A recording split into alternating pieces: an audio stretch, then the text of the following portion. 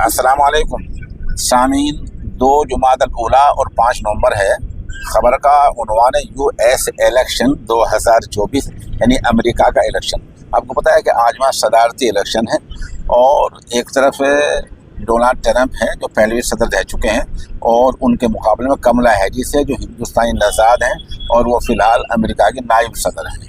मुकाबला बहुत कांटे का है, लेकिन अमेरिका में एक उसूल है और उनके बहुत सारे ममालिक में वहाँ अगर किसी वजह से मुकाबला बराबर होता है 50% वो 50% वो दोनों वोट इस तरह लेते हैं, फिर मामला वहाँ ऐसा कुछ समझ रहा है कि दोबारा इंतखाबात हो सकते हैं।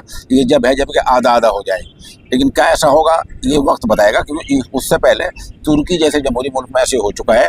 जब 50% वोट दोनों उम्मीदवारों ने पाए थे तो वहाँ इलेक्शन दोबारा हुआ था।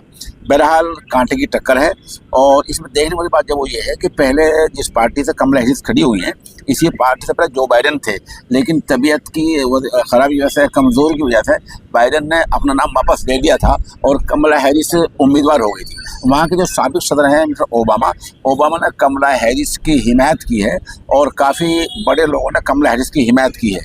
लेकिन मिस्टर ट्रंप जो है वो उनके पास पैसा है और जो अमेरिका का जो सबसे बड़ा मालदार आदमी है, उन्होंने भी करीबन पिछले 20-25 दिन से योमिया लाखों डॉलरों का खर्च करने का ऐलान कर रखा है।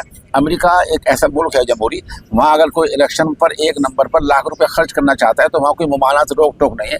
हमारे यहाँ जैसा वहाँ नहीं है, वहाँ इस बात की कोई हद नहीं कितने पैसे खर्च होते हैं। वैसे भी अमेरिकी सदर को जहाँ तक इस स्टेज पर जो आज पहुँचे हैं, यहाँ पहुँचने के लिए कई मरहलों से गुजरना पड़ता है जब कोई उम्मीदवार यहाँ पहुँचता है। बहरहाल आप हमारे साथ बने रहें।